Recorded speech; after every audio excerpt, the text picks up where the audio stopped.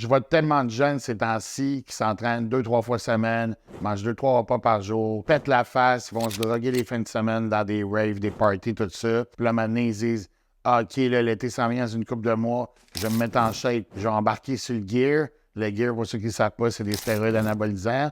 Fait que là, ils se mettent à bien dormir, à manger 5-6 petits repas, s'entraîner 5-6 fois semaine, optimiser leur semaine, leur digestion. Puis là, ils ont des résultats.